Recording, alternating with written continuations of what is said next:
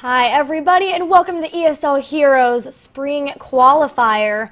This is the second one for North America and I am Gillyweed, joined by Zoia. How you doing, buddy?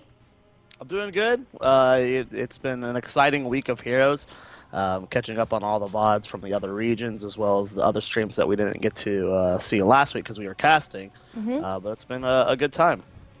Yeah, I'm really excited for all the games that we have today. We'll be following the very bottom of the bracket this week, and that will be the side that Cognitive is on. But we're going to be starting with Ninjahood. I almost said Nerdhood.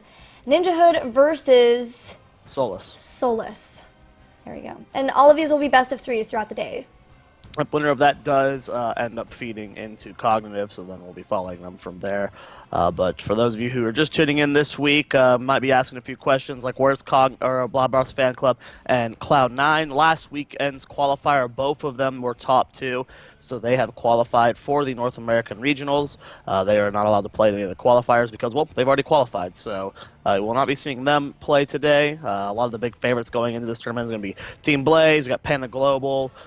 We've got Cognitive, of course, and then we've got Tempo Storm all throughout the bracket, as well as some other great teams like Elevate. We have Kings of Blade. Resurgence. Resurgence. So we got a lot of really great teams that we will be that's still left in this qualifier. Yeah, it's a lot different from last year in that you can't play in the qualifiers once you've qualified, and those who don't qualify still earn points toward the final one, the final qualifier, which is invite only, top 8 teams in terms of points, how well you placed throughout the bracket. So teams are hoping to be able to qualify before then, but there is still that final chance where they might be able to do so, and that will be on February 14th. Now the next qualifier is going to be Tuesday through Thursday of this week. So teams really want to be qualifying this week because that's going to be more of a hurdle to have to play 3 weeknights in a row, potentially. And so getting it right now, right here, would be really great. You also are able to hide strategies for the rest of the month leading up to regionals. Yeah, and speaking of regionals, it is going to be at the end of the month of February. It's got a $100,000 prize pool. All 8 teams get paid from North America that do end up qualifying for it. But the main goal is to get that top 2 place. Top 2 at the North American regionals go into the Spring Championships where they will join 10 other teams, making 12 teams total. 2 from China, 2 from North America, 2 from Europe, 2 from Korea, 1 from Latin America, 1 from Southeast Asia, 1 from Australia, 1 from and New Zealand, and then 1 from Taiwan. Where they will be playing for that ultimate prize. Right, that ultimate prize, I believe, is $500,000. I believe so, yeah. And that will be in Seoul, South Korea. So really awesome to have so many teams going out there to just being able to visit the mecca of esports would be prize enough, let alone that amazing prize pool. But for more information about this tournament, guys, don't forget that you can always follow Esports Heroes on Twitter and tweet using the hashtag HGC to let us know what you think of the games happening today and throughout the month. And also heroesthestorm.com/esports. And that's a really great place to not only catch up with what's happening in our region, but other regions too. We already have the 2 teams that have qualified from China for that World Championship. It's E-Star and Edward Gaming. And soon we'll know more teams that will be joining them there in Seoul. Yeah, we already, as other qualifiers are still going on, we have the Korean one going on. I believe we have the top 4 for the New Zealand, Australia wrapping up. We already have 4 teams qualified for the European regionals, which is Google, Team Liquid, Dignitas, and Fnatic.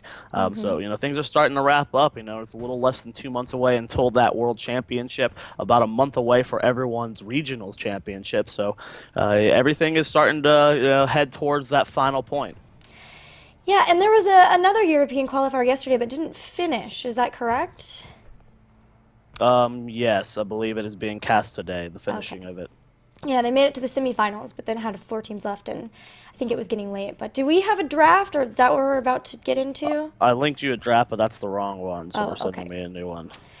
All right, well, we'll keep talking. A lot happened this week in Heroes. A big patch came from PTR, and we had Li Ming come out. She will not be playable until regionals, though, so they have a lot of buffer time to get used to her in the meta. But there's still a lot of big changes that came in, and maybe most significantly, Rhaegar. Yeah, Rhaegar, considered to be by far the best support in the game right now, might be considered by many the best hero in the game. So some people are torn on the viability of or not the viability of Li Ming, because she's definitely viable, but where she actually falls in the tier list. But Rhaegar definitely at the top right now when it comes to supports. His healing just without talents into it is been increased, as well as his new talents, especially the Earthshield ones, make him quite a threat throughout the entire game. Yeah, he can do a lot of damage. Besides the fact that he also can provide solo heals for the team, which is a bit terrifying. And I think we'll see a lot of early pickups of him, if not a ton of bans on him as well. This qualifier. Yeah, we'll see how it changes up. Keep in mind, people, that Li Ming is not playable today. Um, she is banned for. She will not be playable until I believe regionals for Right. North America. So we will not be seeing her, but all the other changes are already through. So we can see how the meta has shifted. It's shifted quite a bit. Stitches is at the top of the warrior meta for most teams, as that Murden nerf did not cripple, put him out into the gutter, but he's not first pick, first ban anymore. So we're seeing a lot more Stitches. As you mentioned, the Rhaegar change. When it comes to assassins, both Lunara and Greymane are both on the rise when it comes to how often they're picked. So we're in a really cool situation. But the draft is starting, Gilly. All right, well, I will hop over to that. And I'll have to grab the link from you. There we go. So it looks like game one will be on Tomb of the Spider Queen. And we have first pick, first ban for Ninjahood. Zagara, a very normal first ban, just in any way, like most maps, but especially on Tomb of the Spider Queen, because of the vision that she can provide, the utility, the fact that she can push a lane so well, and you can really control both of the turn-ins with her creep, really makes it tough to have to deal with that. Yeah, it's just a really great safe pick for new teams as well. Solace going to go ahead and ban out Rhaegar. No surprise there at all. He is in such a powerful place. Ninjahood going to first pick that Kale Thoughts, which is a contested pick constantly. Just the AoE damage from Chain Bomb, the survivability he gains at 16 for Arcane Barrier, just constantly makes him a threat throughout the entire game. Yeah, he always adds to a team in terms of chain CC too, because Gravity Lap's pretty easy to hit, especially once you pick up Netherwind at level 4. Now Solace with their 2 picks, we have ETC for the first pretty early pickup on the Warrior to grab him there. Yeah, wanting to lock him in early on for sure. The Mosh Pit's still great, even with the change to Cleanse, which is a slight nerf to Mosh Pit, but also a slight buff to Mosh Pit. It goes both ways. Being able to cleanse someone out of Mosh Pit, give them that 1 second time to maybe vault out, but also being able to cleanse your own ETC, giving him 1 second of invulnerability while he's Mosh Pitting is very versatile way to play with this hero. And it looks like Solace is hovering Jaina. Jaina's still one of the best mages in the game. They might be going for Sylvanas instead, though. Great on Tomb of the Spider Queen, and that's what they're going to lock in. It's going to be Sylvanas. Great push. Good survivability with Haunting Wave. Nice pickup, especially with the buff the towers. Where they do the 50% more damage versus heroes. Having that disable is more important than ever. Yeah, just the fact that you can push with the web weavers and make it more difficult for a team to have to defend those web weavers, because the fact that you don't have the structural support along with that can be a lot to deal with. You can get a lot more advantage out of a web weaver push than maybe otherwise. Ninjahood now picking up Thrall. He's been another one of the really contested picks, and Uther will be the choice of support with him. Uther, because of Rhaegar's rise in power, Uther seems to be falling off a little bit in terms of favorite, but still a really good pickup with melee assassins because of the fact that Thrall will want to be right in the line of action, and the Vine Shield can help make sure that if he does get caught, he can get away. Yeah, Divine Shield still a great utility. It's definitely interesting where Uther falls in a lot of teams' personal tier list. Sometimes you see him neglected. Sometimes you see him still, first ban priority. Ninjahood still wanting to value him. He's good with both Kael'thas and Thrall, as both of them can be a little bit squishy at times. Ninjahood's going to go ahead and ban out the Tyrande. For a while there, even myself, I have to admit, people thought that the changes to Toronto weren't enough. But it does seem to be that she's in a very good place. She's still a very contested pick. Sometimes we do still see her in that first pick position, but her win rate on hot slogs has gone down. But she's still not, bad. She's still a very, very good hero. So the balance changes to Toronto seem to have had a great effect on the hero. Solace going to go ahead and lock in that Karazim, a hero that was very neglected in the last qualifier for the games that we casted, at least. Yeah, it was. We had a lot more Bright Wings, and I think it is just, if it's not Rhaegar, then it is personal preference for the team and the composition that they're wanting to run, what they choose to pick up as their support. Raynor going to be the next pick too. I like the pickup of Raynor actually because you and I have talked a lot about Relentless Leader and how Raynor is such a really good pick for trying to stop a mosh pit, and the fact that they have him on their team now kind of limits what Ninjahood can do to stop that. But there's still the potential for Falstad. He hasn't been picked up yet, and they do have Gravity Lapse and Sundering, so still a lot of things to deal with that. Yeah, I mean, the Raynor makes sense when trying to deny the pickup against the ETC, but the one worry I have for Solace right now is their lack of damage. Both Sylvanas and Raynor, with their recent changes, are a bit lower on the end of the damage spectrum. With the nerf to focus attacks, with Sylvanas, her mainly being a utility damage. We'll have to see what they can lock in as that last pick to help balance that out, because right now Ninjahood has a lot of damage. Thrall, probably the highest damaging melee assassin in the game. Kel'Thas, I mean, he's Kel'Thas. Ninjahood having a lot more damage right now on their end. They're going to go ahead and lock in the Joanna. Really interesting to see that, as you still have Stitches available, Murden's available. Joanna tends to be, picked up only in situations where they're chokeholded out of warriors, which isn't the case. So maybe more of a comfort pick here on Tomb of the Spider Queen, as you can get pretty good rotations with it. Yeah, I mean, her wave clear still is great. Night Takes Pawn is still always the pickup at level 1. To be able to help with that, and that means that they will have a very good rotation to move back and forth, as most teams tend to do that between the top and the mid lanes.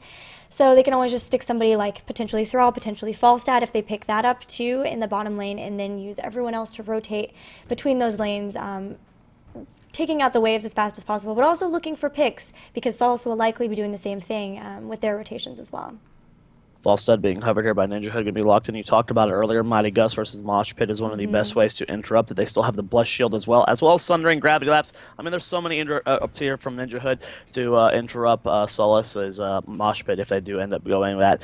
And I was just about to bring it up. Jaina being completely uncontested this entire draft, making it to the end, which is a bit surprising. Jaina usually is a highly contested hero. Seeing her picked up after heroes like Sylvanas and Raynor is definitely a bit surprising, but she does not end up making it through the draft. She does end up making it into the draft here as that last pick for Solace. Really interesting drafts from these teams. I have to say, though, I'm really liking Ninjahood's draft. They have a lot of damage. They have utility from Falstad. They have a lot of setup here with the Wolves from Thrall. You got Gravity Lapse, Uther Stun, Joanna Blessed Shield. There's so much CC on the end of Ninjahood that if they catch anyone out of position, even the ETC, they can be punished. Yeah, I'm interested in Solace's draft too, because it seems very squishy. And a lot of times when you see teams pick up Karazim as the support, it's when you have a lot of melees up in front, because he's going to be up there healing with his Transcendence trait.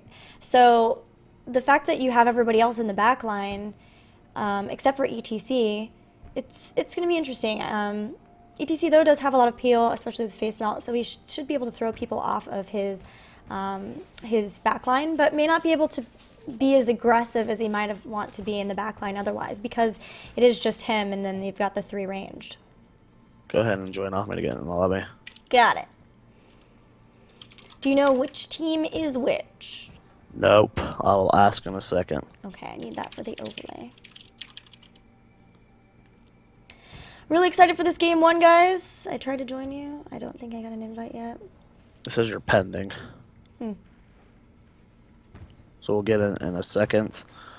Tomb of the Spider Queen, considered one of the more favored maps in at least North America. We did see it neglected kind of a bit in China. Cloud9 being one of the only teams that would frequently go to it. But it's still one of my favorite maps. A lot more Garden of Terror in Gold League than we ever see over here. I like Garden. It's a fun map. Yeah. Definitely in a better place now. Yeah, now that you can use Spore Queen's Curse, or the potted plant on the core. Do they know that I am joining? I mean, you should just be able to join off me. You don't need to, like...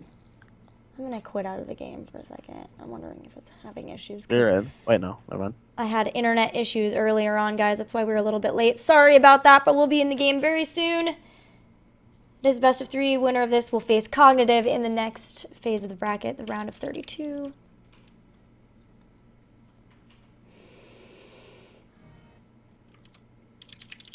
All right.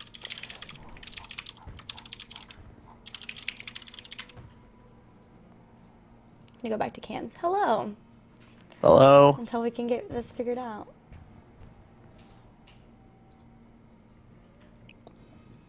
Trying to get you in. Yeah, it's just Multiple not... people are bugged in the lobby. Well, you're still in the lobby for us. I'm trying to get them to kick you. Oh. Okay. So it might not be me. Might not, but it could be. It could be.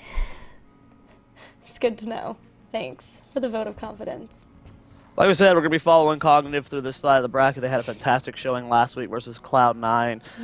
But we still have this match here.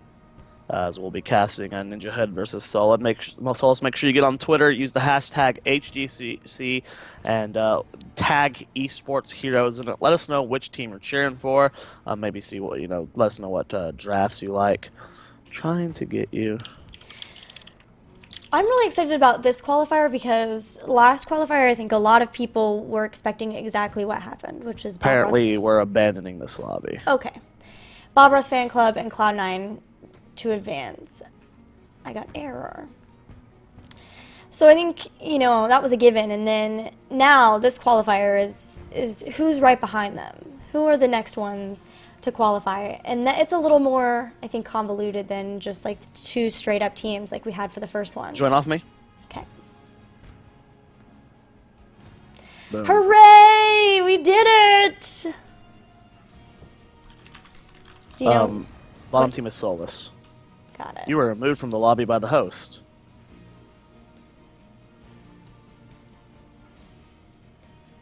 Do they know I'm a caster? I sure hope so.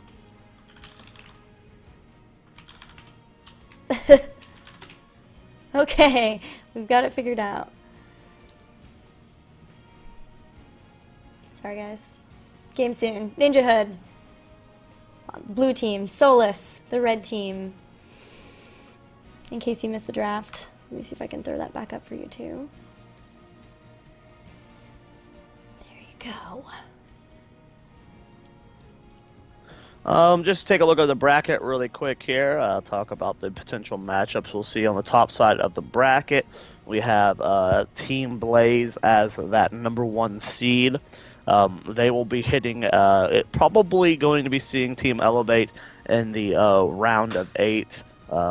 Potentially Gale Force Esports as well. But I have a feeling that Team Blaze should be making it to that semifinals, where they'll probably be playing the winner of Panda Global and Tempo Storm. That round of 4 is going to be really fun to see how that plays out, as I feel a lot of those teams are evenly matched. And on the bottom side of the bracket, we have probably the fan favorite in today's tournament. It's going to be Cognitive Gaming. They had a fantastic set versus Cloud9 last week, going to Game 3, and it was a really close set where Cloud9 just barely edged it out at the end. They are on the same side of the bracket as Resurgence, which is an up-and-coming team that's been getting solid results as of late. Got King of Blades Alpha. You got OVO Gaming as well, so we got some pretty good matchups once we get to the deeper end of the bracket. Yeah, I'm really pumped. We were talking about on Eye on the Storm our predictions on who we were thinking would make it through, and we were talking a lot about Cognitive, of course, but then Tempo, Blaze, and Panda. So seeing 3 of those teams on the top side, I hope they're all ready. I hope they're all prepped. Yeah. No. It's still early.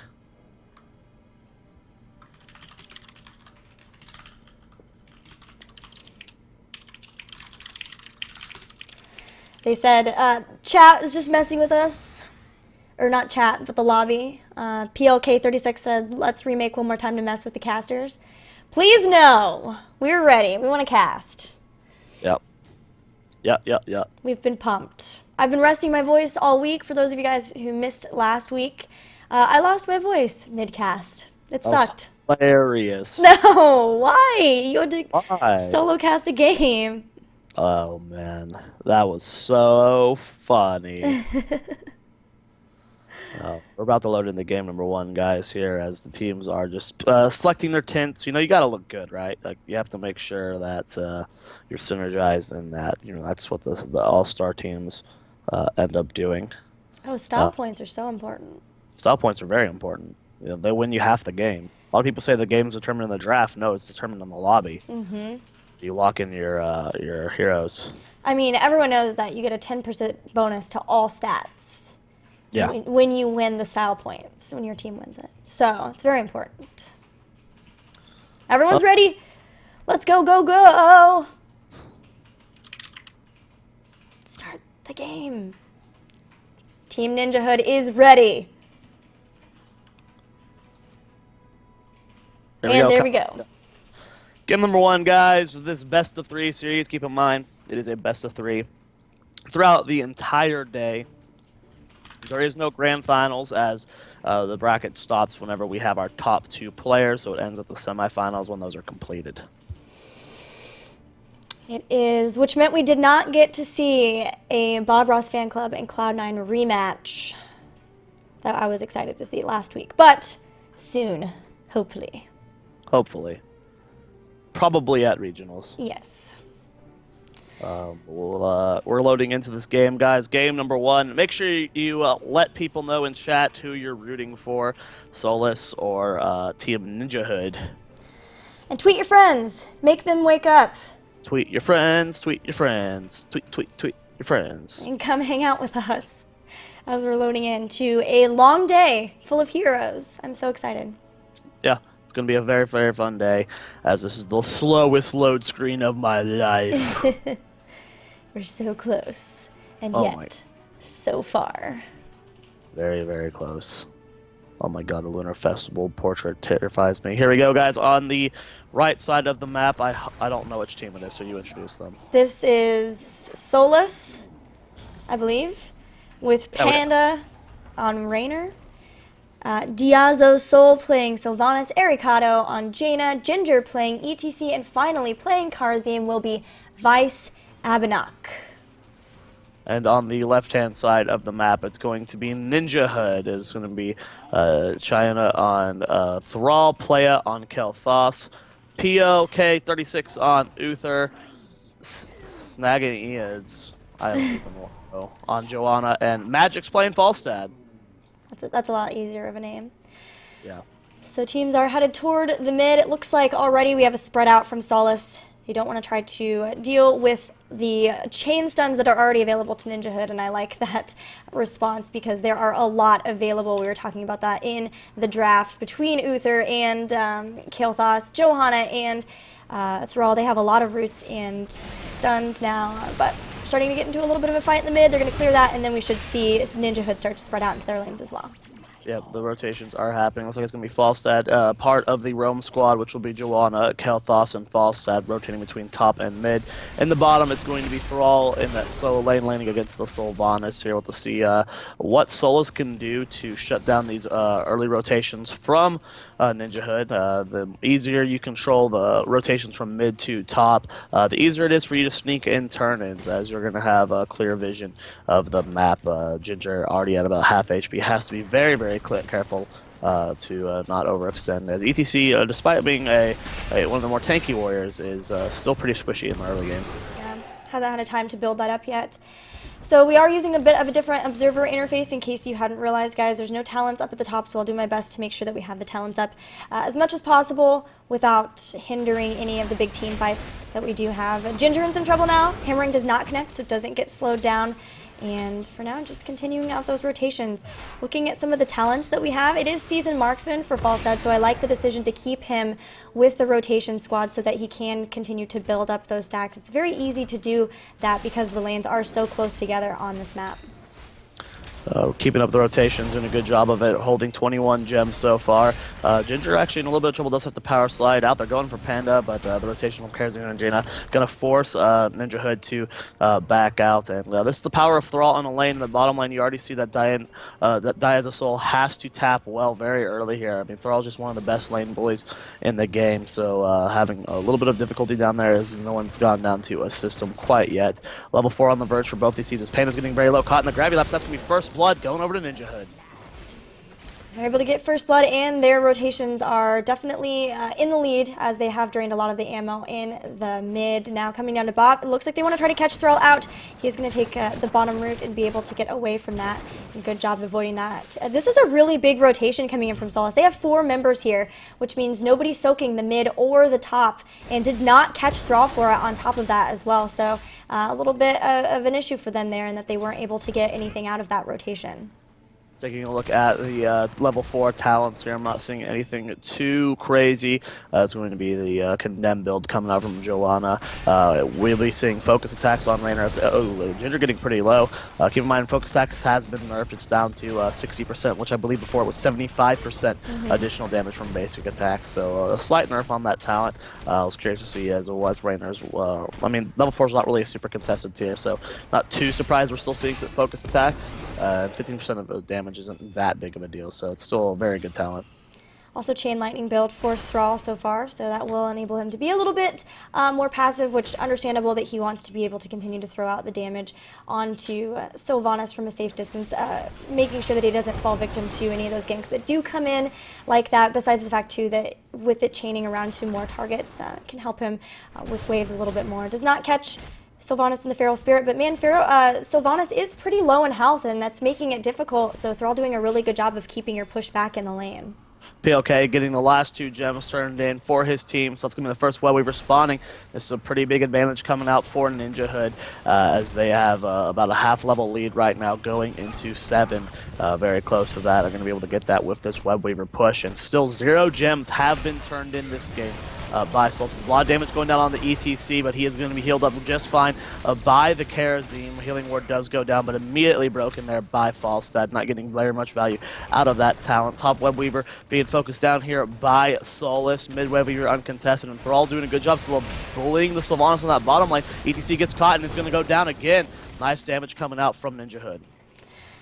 I thought the Healing Ward talent was an interesting pickup, but it's not something that we see too often on Karazim, but is sometimes there, but just the fact that there's not a ton of places where you stand and fight for a long time, except I guess maybe the turn-in points would be the place if they're looking to contest the turn-ins for a really long time. That could be a nice pickup there to have that. But they're getting a lot from this first Web Weaver up top. Both the towers are down. Meanwhile, in the bottom, Sylvanas is going to have to leave, so no soak in that lane while she heals back up. Both the towers down in the mid as well. So a lot done with this first Web Weaver phase. I think they're even going to pick up a 4th. That's fantastic with the first Web Weavers. Yeah, this is a really great lead here coming out for Ninjahood. I mean, the fact that uncontested Web Weaver in the mid lane got that entire front wall down is such a big win there for Ninjahood. They're rotating down. They catch Ginger out. Can they get the kill, though? He's going over the wall. Gravity Lapse has not come out to Shay. He's going for the Condemn. He does end up slowing him down. PLK looking for the stun. But it doesn't look like Playa was in position to throw out that Gravity Lapse chain. They're looking for a flank as well as Solace does have level 7. They do want to try and force the fight right now. They're catching Diana Soul out of position there. Big Blizzard comes out on multiple members, though, getting them low. Gravity Lapse does not end up connecting, but Diana Soul does end up going down. It's going to be 3 kills to 0 in favor of Ninjahood. That was a really great catch by Magic on Falstad to throw out the Hammerang to where the Haunting Wave was going to be at, so immediately they were able to catch her with that slow. Ginger trying to go in now, pushes back PLK 36, does throw Protective Shield onto himself to make sure that he can take some of the damage as he runs away. Still no kills yet on the side of Solace, and if Ninjahood can hold out just a little bit longer, they should be able to deny a turn-in from Solace and get another one of their own.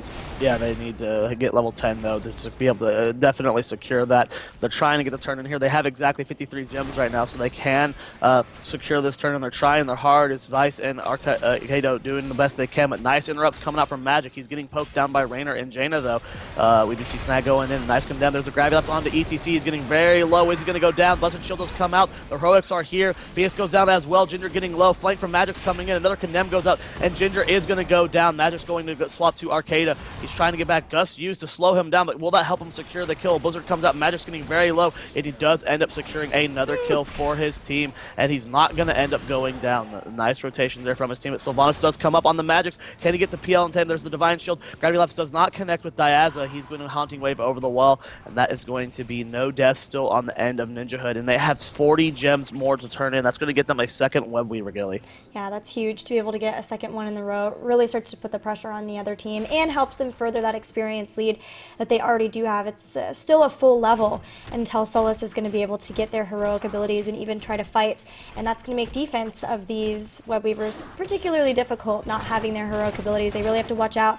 A flank sundering from Thrall, as well as a Blessed Shield from a mounted Johanna can really cause disaster for them, and they really have to watch out for that. In fact, Jaina in a lot of trouble. Condemn goes down. Here comes Magix with the fly in as well, trying to make sure to catch him. Does dodge the gravity lapse, but not going to be able to dodge all of the damage that Ninjahood puts out, and yet another kill going their way. Yeah, down for 18 more seconds here as the Web Weaver responding. Great timing for them for Ninjahood, as this is a pretty big advantage. And it looks like instead of going for a guaranteed fort bottom, they're going to push in the top lane with this Web Weaver and try and get themselves a very early keep. There's still no level 10 on the end of Solace here. They still got about a quarter level to go. Level 12 is about to be acquired here for Ninjahood. We'll see what they can do with this Web Weaver. It's about half HP. The mid Web Weaver is being cleared up. Sylvanas doing the best she can to deal with the bottom Web Weaver. So bottom fort will stand. The mid Web Weaver is cleared up, but this top lane is getting pushed so hard. The keep is exposed. Thrall's rotating up.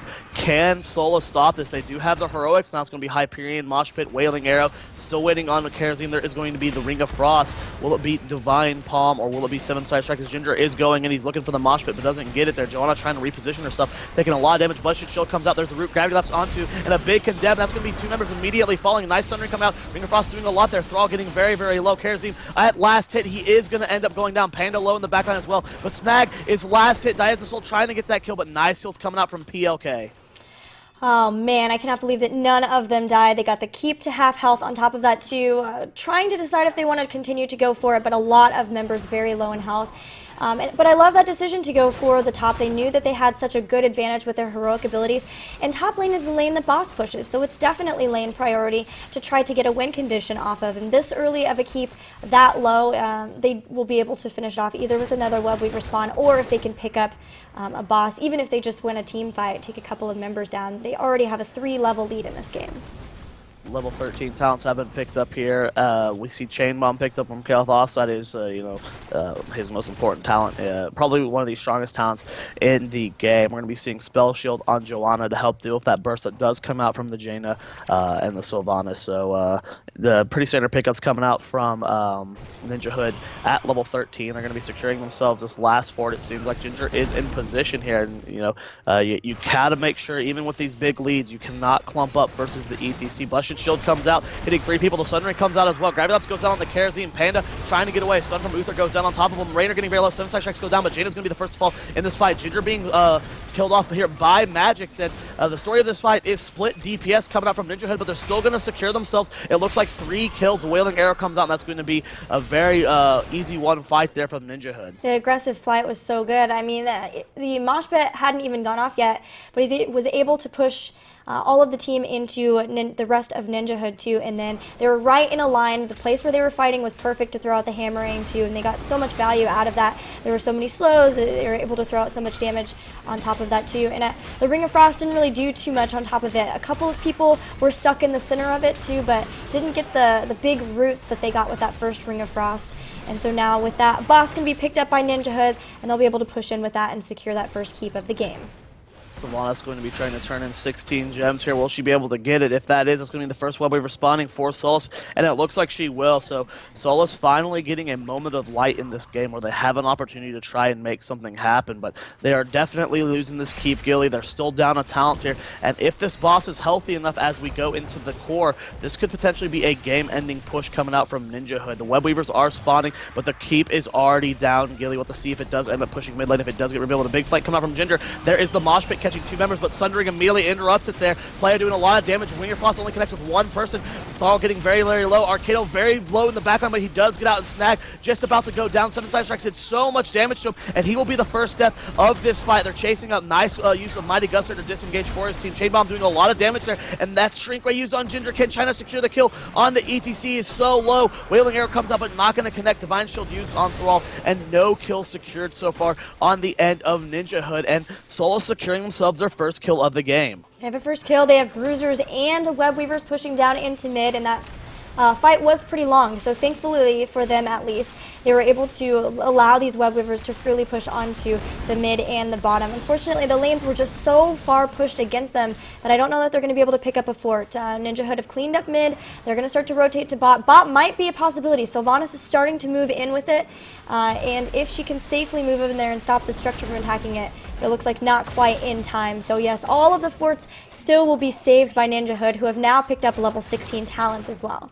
Yeah, 16 is such a huge tier for these guys. We'll have to see what they can do with it. And you have to keep in mind that 21% damage was done to the core of Solace, and that's permanent damage. No mule this game, so that's just another advantage going in favor of Ninjahood, as they do have 16. Arcane Barrier makes Kel'Thas almost impossible to kill with good positioning, especially with the Divine Shield. If it's not being used on Thrall and being used on KT, he's so tanky at this tier, and that's a full 3 levels until Solace can contest this. Hardened Focus for Uther as well, instead of Benediction. Yeah. So not looking to have, you know, the double stuns in a row or be able to get the double burst heal from that, but just make sure that he can have his heals up more often because of the damage that's being put out from Solace. Just sit in the back and stay healthy so that his abilities will recharge 50% faster. Well, what do you see that Solace is trying their hardest to soak up to 16. We'll see if they can get it, but there are 80 gems here still being held by Ninjahood. They'll be able to guarantee themselves another turn in here. Ginger looking like he might walk into this, but no, they do not fall for the party bush. Interesting fact to know that they're not turning in just yet, but Uther goes for the stun on the Ginger. Gravity Lapse follow up there. A lot of damage going down. A nice Condemn comes out. Sundering is used as well, but they're not focus fighting the best, but they do secure a kill on ETC and Rainer. 7 side strikes goes down, but everyone's inside of it, and that's going to be the death of Karazim. And it looks like this will secure themselves a Web Weaver. They could potentially have gone core there, as there were 3 members dead for about 20 seconds, and the core is already exposed, but they're going to take the safe play, get that Web Weaver turn in, and try and just, you know, not get a little too greedy. Yeah, the whole time for that, Sylvanas was up in the top lane trying to help get them caught back up in experience, trying to get them to the same talent tier so they can have an even fight. But because of that, they got caught 4v5 and quickly paid for that. Wailing Arrow going to go out. Will silence members, a bunch of members, but doesn't really do too much, isn't stopping this push at all, as they're going to continue to try to look to get another keep. Here comes Hyperion, though. Panda is going to try to make something happen for his team. Well, Ring of Frost has been used, but does not end up connecting with anyone there. That's 2 heroics down on the end of Solace, and that's going to make this defense even tougher, as bottom keep is being sieged by Web Weaver as well as Giants, and the core is going to be exposed to the catapults and Web Weaver in the top lane. A lot of damage going down with that chain bomb. Ginger goes in, gets the mosh pit on multiple members, but he dies almost immediately. Akito getting low in the backline. Sundry goes out. That's going to be the death of Jada. Condemn comes out. Karazim trying to kite back, does dash to Panda, but will it be enough to save him? No, he's going to fall as well. 3 members down. Panda is just barely going to get out of there, but with the keep falling here, with that core exposed to the Web Weaver and the catapults, I think that's going to be GG Gilly, as Ninjahood is pushing into the core. It's starting to fall. It is at 70% and dropping very fast. GG, Ninjahood is going to take game number 1. Well, the story of that really comes down to how much value Ninjahood got with that first Web Weaver phase. The fact that they got 2 forts off of it, they got so far ahead in experience, they had their heroic abilities and were able to deny yet another turn in and get one of their own, and really start to take down that keep. I love that decision to work on the top keep, open it up to where the boss could take it out by itself and then move in and even put a little bit of damage on the core. So really great decisions in getting good value out of the battleground objective. Yeah, really great job there from Ninjahood. I mean, great rotations, great strategy.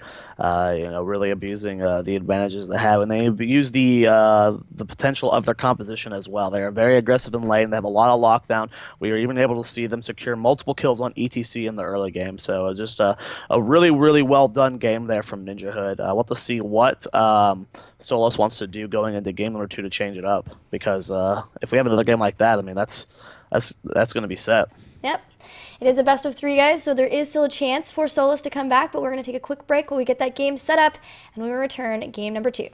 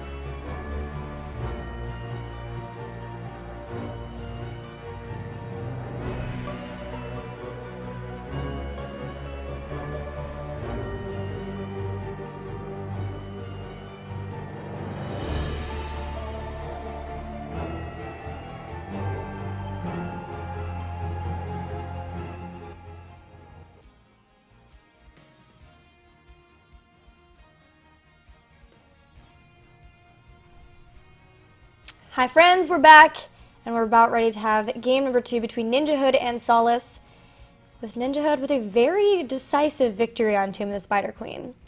But next game will be on Sky Temple, so much different battleground, way bigger. So maybe that will play into Solace's favor a little bit. Yeah, we'll have to see if they maybe it's just a weak map for them. They don't know really how to do shot call on it. We'll have to see what they can do to try and turn this around. Trying to get the teams both readied up here. Are you in a lobby? I am not. Okay. They'll probably make the lobby after the draft. No problems. But keep in mind, guys, the winner of the set does move on to play Cognitive in the next round. If you guys need bracket links, I'm sure Nightbot can help you out with that. Or the amazing Gillyweed admins, mods, whatever they're called. Both? Staff. Both. Staff. Gilly friends. Yeah, Nightbot can help you out with that. Exclamation point bracket or brackets. I set that up because I know that was a little bit confusing to people. But we'll have the draft starting pretty soon. Good Falstad play already from Ninjahood, and Falstad is really great for Sky Temple because of the fact that he does have that fly. Almost global presence, not quite flying all the way across the battleground, but pretty close. So we could see more of that. Could maybe even see stage dive. I was hoping for Falling Sword from Johanna because I saw that yesterday from Navi, but that was not the case. Still a Blessed Shield. Let's take a look at the bracket very quick here. It looks like Gale Force Esports did take a win over King of Blades, excuse me, I get yelled at for that all the time. King of Blades Omega, which is their second team. So they're going to be the first team to make it to the round of 16. Temple Storm's taking on Adrenaline right now. Panda Global's going to get some MC Raiders Hots. Did you see that Pool Play-Doh Some Tangos is back? Yep. I'm so excited about that. I love that team. Curious as to who's on that roster right now. It's going to be Apollo, King Play-Doh, Yoro, Bebe, and Semi-Cute. I think B-Kid used to be on that team. Yep. Now playing for Resurgence, I believe. Wait, no. Not Resurgence. Panda. Yes. It's playing for something.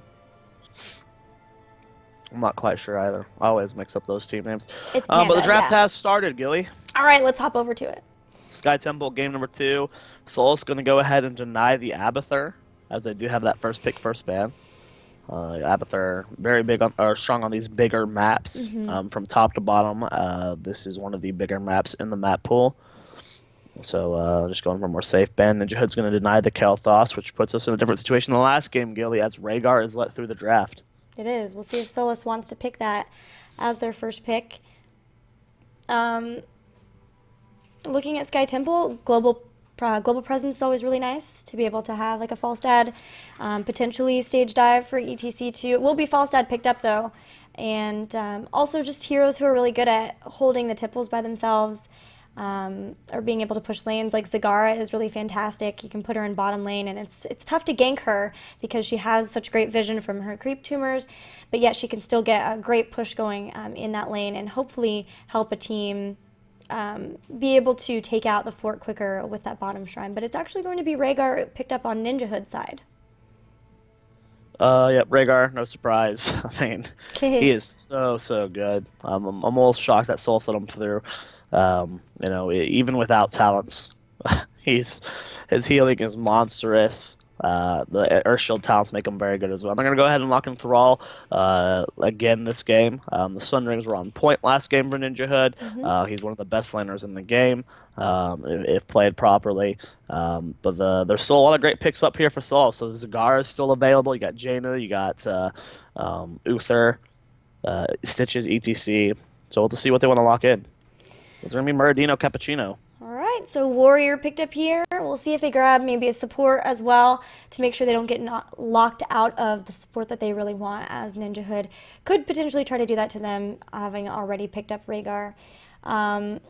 Also could get damage to make sure that they have a lead in that going into the second set of bans. But there's so many capable damage dealers out that usually teams are okay filling that in later on, just depending if they have comfort picks or not. Still sticking really hard on this last pick. Do they want to lock in good damage before they go into the mid-tier bans? Or do they want to lock in that Uther? Guarantee themselves a good support. Looks like they're going to be going for Jaina, though. Jaina making it to the very last pick in the last draft. Not going to be the case this game. So it's going to go ahead and lock her in pretty early on. Ninjahood having a lot of options still on the table for them when it comes to bans. They could deny support or damage. We'll see what they're more afraid of. Wouldn't be too surprised if we saw an Uther Toronto ban come out from Ninjahood, though. Yeah, because they have their support already. Just trying to deny a little bit more. Plus, Toronto would be great as well, just because of the fact that it's Murd and Toronto together. But Solace have shown that they like to play Uther and... Wait, no. Sorry, never mind. That was Ninjahood who had Uther. But they were going to ban Uther anyway. So either way, limiting some of the chain stun capabilities from Solace. Yeah. And we saw the power of that last game with Ninjahood. Yeah. Just constantly locking people down. So I was going to go ahead and deny the Joanna. Ninjahood had a lot of great setups with Joanna with the condemns as well as the blessed shields. So trying to deny that. EDC Stitches both still available. Stitches being neglected a lot in this draft. I think most teams consider him the best warrior in the game right now. But he's a tough hero to play. Especially for new teams. A lot of the higher up teams, they're more used to playing with Stitches because he used to be in the meta long ago. Yeah. But for the newer teams, especially the ones newer to competitive, Stitches has been out of the meta for a very, very long time. So still potentially not a comfort pick.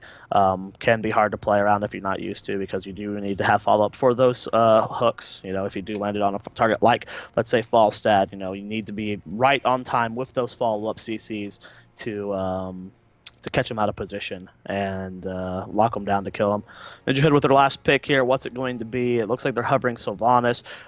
Still so many good damages available, though. You have Greymane and Lunaro, who we haven't seen today, but are both considered very good heroes. I think we will see them at some point. Yeah.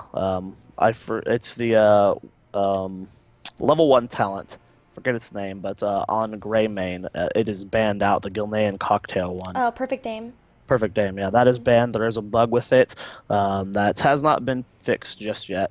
But there's like Wolfheart is still really good Yeah. on that tier, so it's not like a total loss not to have Perfect Aim as well for him.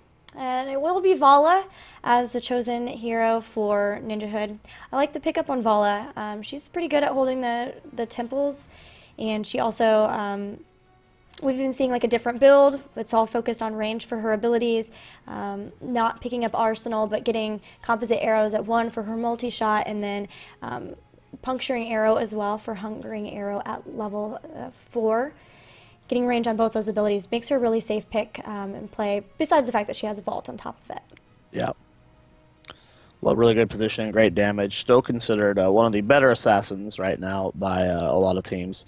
Last pick coming out here for Solace. They do have their double warrior, but they need that support, and it looks like it could be Lieutenant Morales. Yes! Yep, there it is. We're going to be seeing the medic herself pop into this game. Ninjahood with their last pick. Zagara made it the last pick. Almost as shocking as Jaina making it the last pick last game. The state of damage dealers with the buff to Cho'Gall, with the buff to Greymane and Lunara. There are so many good damages that as we see the meta develop, with the introduction of Li Ming and then Zul, hopefully by the end of the month. We could be seeing, it not be a forced meta, and we have more stylistic types of play. In 2015, the meta seemed to be a very set thing across the board, outside of a few situations where Tempo Storm last year was running a lot of triple range when no one else was. But for the most part, everyone had their own. The meta was the meta, and everyone played to it. But as the damages get better, as we get a deeper hero pool, we could start seeing, these stylistic things popping up. I would love to see that. I already love to see Morales. She is one of my favorites. She is so much fun. I'm wondering if they will choose to get Stim Drone. Falstad is a great person to put Stim Drone on. Or if we'll see the medevac dropship. It is a giant battleground, and having that ability to fly in to an area, soak as long as possible, and then fly in, or even go back and fly people in from base so that they're all healed up but get back into battle really quickly is it's really nice to have on this battleground. But you do give up a lot for Stim Drone. 75%. Go ahead, join off me. Got it. 75% increased attack speed is nothing to sneeze at. Yeah. With the murder nerf, he used to be a target that you would see it on sometimes as well. But not going to be seeing that anymore. Even if he does go battle momentum, which I prefer over Pierce, it's not as likely. Falstad just does so much damage that it should be him every time. Yeah. If they do go it. We'll have to see what they're going to end up doing here. Ninjahood looked very good game number 1, so... They did. And I think they switched sides as well. They did. Okay, just wanted some confirmation there. Thank you. Also, Tyrael, I'm pretty pumped. We didn't see very much of him in the last qualifier. Yeah, this is the first time we've seen Tyrael in quite a while. Double Warrior is starting to phase out as the damage gets a lot better. The front line is more susceptible to getting killed, and Tyrael, who is a great warrior in his own right, is not as tanky as the other warriors, such as Joanna, such as Muradin. So he finds himself getting killed off very early a lot of the time. Yeah. We'll see if he's got more of the standard build or if we'll see something interesting coming out from Tyrael. I've seen a lot of experimentation in other regions for Tyrael builds, but here in NA it seems very set with only a couple of different deviations at different talent tiers. Once again, the teams are just picking their tents. I'll let you check out that process. Some serious matching going on for, I think this would be Ninjahood. Oh, yeah. Okay. Yeah, they're doing a great job of it. They get it, man. They do. They get it. They understand what's up. Updating the score for the overlays. Don't forget this is the best of 3, guys. If you missed it, Ninjahood won Game 1. Oh, Johanna doesn't match. ETC doesn't match as well. Oh, okay, there we go. Yeah, he does. We got this. It's fine. It's all fine, guys. Don't worry. I was panicking, but it's fine. So yeah, Ninjahood won Game 1 on Team the Spider Queen very convincingly. Lots of love in the chat. Here we go. The countdown has begun. Yep, game number 2. Starting right now, guys. Sky Temple is the map. Ninjahood versus Solace. Ninjahood with a very crushing victory in game number 1. Solace looking to change it up for game number 2 with a few more targeted bans. And changing up their draft quite a bit. I mean, game number 1, I said that they were lacking damage quite a bit. Even though they're running double warrior this time, Jaina Falstad has a lot of damage, a lot of disengage as well if the gusts are on point. So, we'll see what Solace can do in this game. Yeah. And with Lieutenant Morales, I mean, if you can keep her alive, and they do have the double front line to be able to do so, she can pretty much keep anybody alive. So, looking at the other side, though, but I love the picks for damage from Ninjahood, just the fact that they have such strong laners. They really could leave like one in each and then rotate around with people as well to try to get some picks maybe from mid to bottom. These load screens are killer, man. And the Lunar Festival portrait terrifies me every time I see it. That monkey is scary. He looks happy. No. No, ma'am. That is not a happy monkey. That is a monkey in pain. Someone just stepped on his tail or something. That is not a happy monkey, guys. We're almost there. The load screen is finishing up. Game number 2, Solace versus Ninjahood. Go ahead, guys. Get on Twitter. Let us know with that hashtag HGC while tweeting at Esports Heroes who you think's going to win. But on the left-hand side of the map, and the left, in the blue trucks, it's going to be Solace. Arcado on Tyrael, Panda on Jaina, Diazasol on Falstad, Ginger going to be playing Muradin, and rounding out the team is going to be Vice Abenock, going to be playing Lieutenant Morales. And their opponents up 1-0 in this best of 3. We have Ninjahood with Chiana playing Thrall Playa on Zagara, Magix playing Vala, PLK36 playing Rhaegar, and finally playing ETC will be Snagginess. Snagginess. I'm trying, man. He's like moving. Snagginess. I don't know. We're done. I don't know. Level 1, guys. I think that we will be seeing I really like the level 1 fight coming out from Solace here. If they team fight together with the Morales heals, they can definitely secure a kill on one of these squishier targets. So we'll see if they do have the contention. Level 1 talents being picked up. I don't see anything too out of the ordinary quite yet. We will be seeing the creep talent at level 1 for Zagara. It will be multi-shot build coming out from Vala. We very rarely see the Hungering Arrow build anymore. Only in very specific situations, with maybe against like a Vorpal Blade Zeratul is the only situation that you see Hungering Arrow anymore. Yeah, the most interesting one for me, I think, would be Horadric Reforging. That's right. reducing the cooldown of Eldrin's Might so that you have more. Oh, Panda getting very low. Does get healed back up by Morales, though. Reducing the cooldown of Eldrin's Might so that later on you could pair that with Holy Ground and have that more often for zoning, trying to catch somebody and keep them from being able to run away. But it's an interesting one. Most often... Jaina's going down. Panda being body blocked very well. Nice kill there from coming out from Ninja. Very early first blood. Most often it is either the Region Master to make him more tanky, although he doesn't really necessarily need that because they do have the double Warrior front line, or it is Purge Evil, so more damage on Smite. So that's an interesting one to be speccing into Eldrin's Might instead. Yeah, we'll see how it plays out for him this game. Shrine's being contested. Top one's going to be going over to Ninjahood as they are very close to that level 4. Good zoning coming out from Diazazol to force Magix to end up backing off, and the rest of the team is rotating down. So they're going to be able to win this fight if it does break out, but this is 3-lane soak coming out from Ninjahood where... really only Falside's getting soaked right now in that bottom lane. He is going on the play. It does end up missing the hammer throw. He's trying to get as much damage as he can on him, but he's going to be just fine. But now his level 4 is secured here for Ninjahood. No Rhaegar talents picked up quite yet.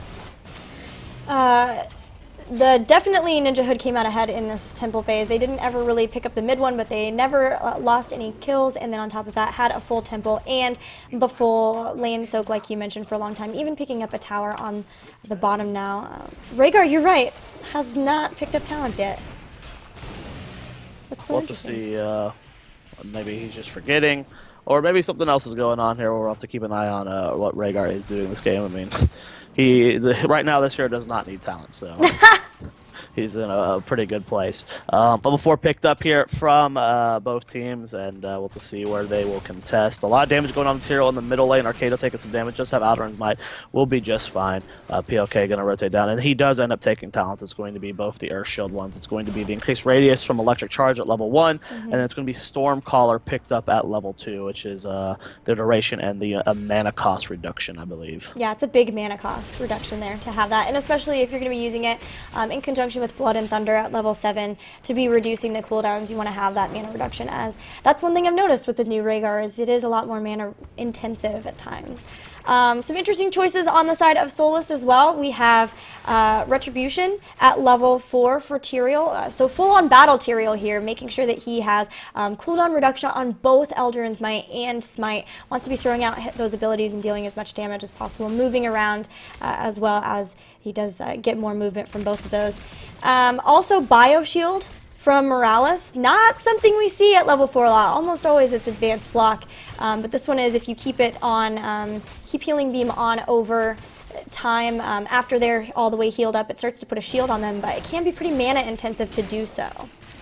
The Venom Spine's picked up, which I love the new art for it. Yes, so all of cool those. now. All the new art for all the new talents. I mean, Blizzard really did a good job with these talents. There's going to be Puncturing Arrow picked up at level 4 for Vala. I'm not going to be seeing the grenades on multi-shot, which we sometimes see this picked up. I believe the first time we saw this build was in Europe, and it's going to be Repeating Arrow at level 7 instead of seeing Arrow. So it's more of a hybrid build coming out from Magix this game.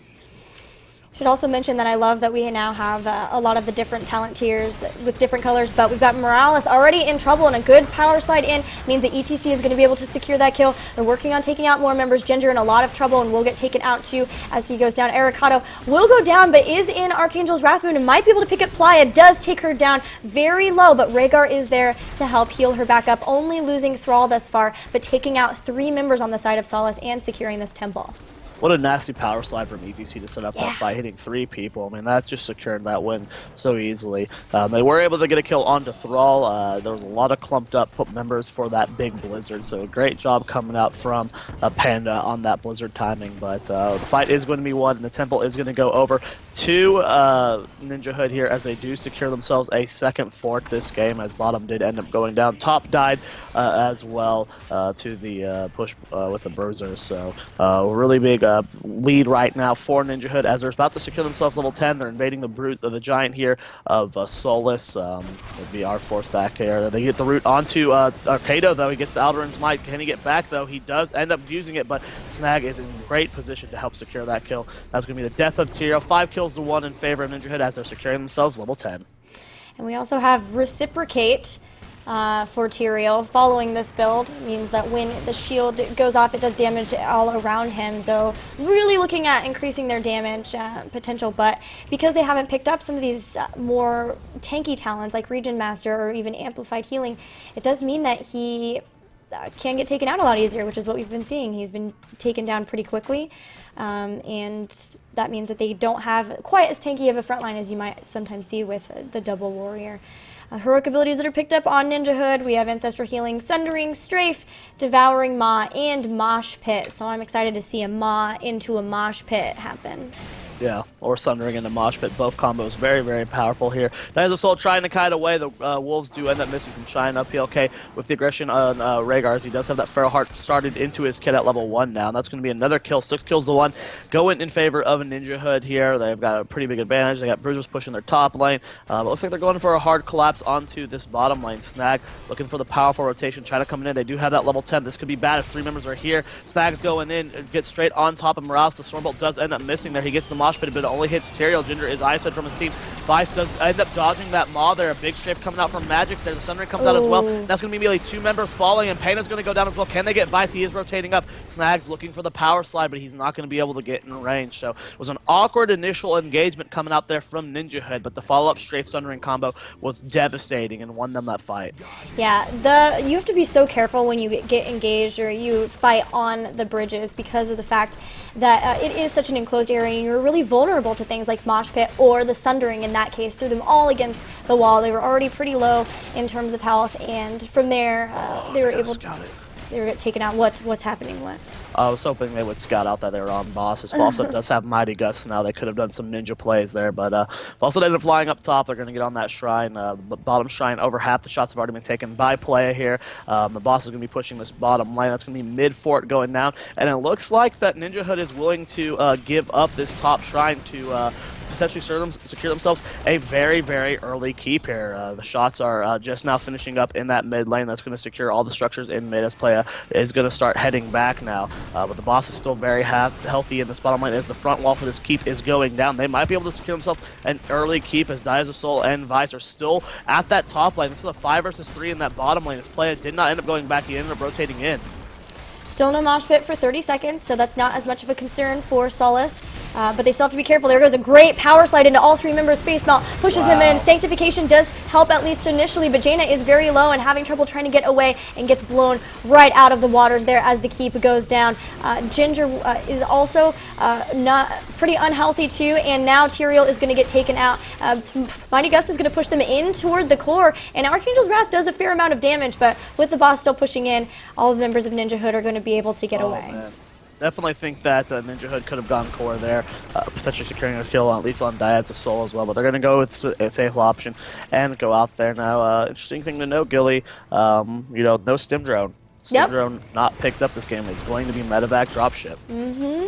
I wondered if that was the case because it is Sky Temple, but you mentioned before, it is a fantastic, Falstad is just a really amazing target for Stim Drone, and that's a lot of damage that they won't have in the fights, but they will have the mobility to be able to move around pretty fast on the battleground. And with a keep down, they're going to need that. They're really going to need to be contesting all of the temples that they possibly can, and also they need to get back out and start to look toward level 13 because Ninjahood's already trying to work toward getting their 16 talents. Level 13 here for Ninjahood. I mean, Earth Shield is so good. A 15% heal or shield is massive, especially on these frontline warriors like ETC. It's just so much health that can be. It's protective shield. Yeah. Except it's an 8-second cooldown instead of 60. Yeah. and OP. We'll see as a lot of damage is going down on the Panda here. He gets annihilated, does get the Ring of Frost, but doesn't connect with anyone. And we do see Snag is isolated from his team from the Mighty Gust. A big strafe comes down. Will the Ancestral be there in time? And it just barely connects with Snag. And they're turning the fight. A power slide goes on the Ginger and Arcado. The frontline warriors are getting blown up so hard. And in the backline, Magic secures 2 kills. And that is going to be a full wipe for Ninjahood. A devastating fight. Well, they go for core now. 7 seconds until Jaina's up. Some of them pretty low in mana. It looks like no, they still want to go for the safe bet, and that seems to be pretty standard thing for this team. They don't want to go straight in toward the core unless they really are sure that they have it. But they're still going to get a good push and pick up the temple. I like the choice to make sure to push in and take some of the damage at least away from the structures while the temple is going, making sure that they don't waste shots unnecessarily, as of now we'll start working on that keep and be able to pick it up instead. Well, that's going to be the first keep or second keep of the game going over to Ninja Solace here, or excuse me, Ninjahood. Ninja Solace. I just combined both. This is probably the best talent in the game. Actually, yes, this is the best talent in the game. Rising Storm is ridiculous. Hello! Big flying happens here. The Sundering goes down. That's a lot of damage on the Panda. He's going to be the first to fall. Vice is going to go down as well. Dies a slow being focus fire on Magic, and Magic has just been doing wonders this game when it comes to damage. Yeah, vaulting away, making sure he stays safe, coming back in though, and going to secure the final 2 kills of the game. Once again, a team wipe in favor of Ninjahood, as now they are 4 levels ahead of their opponents and picking up the Giants, moving toward the core. This time they're ready to finish the game. Yeah, I don't think we really got to see the true value of Rising Storm in that game, but a very destructive end here. 21 kills to 1 in favor of Ninjahood. The core is falling, Gilly, and that's going to be game and match. A 2-0 victory here for Ninjahood. They secure themselves in the next round to face Cognitive Gaming. Man, there were some disgusting power slides that game. I don't even want to talk about ECC. I want to talk about Vala. Vala was so good. And he just always isolating down the damage dealers with the we saw the hungering arrows just annihilate Falstad. We saw these massive strays. I mean, his positioning was great. Magic's played so good. I mean, it's so good that Vala for top damage. Yep. In the game. Top damage, no deaths. No deaths. The only death was Chiana the Thrall, feeder. Feeder. Just kidding, Feeder, Chiana. feeder, pumpkin eater. But yeah, really great game coming out from Ninjahood, not Ninja Solace. Ninjahood is the name of the team. They played fantastic. You know, big shout out to Solace for showing up at this tournament. We'll see. Hopefully, them play in the qualifier on Tuesday. They played, you know, very well for a newer team. So you know, Solace, don't be too discouraged by this early elimination. And we hope to see you guys not only in the Tuesday qualifier, but in other tournaments as well. Yeah. Fantastic job to both teams. I'm excited to see Ninjahood take on Cognitive now, as that will be a much different beast to have to face. But we are going to be covering that, guys. We're going to take a break while we get that set up, and we return Cognitive versus Ninjahood.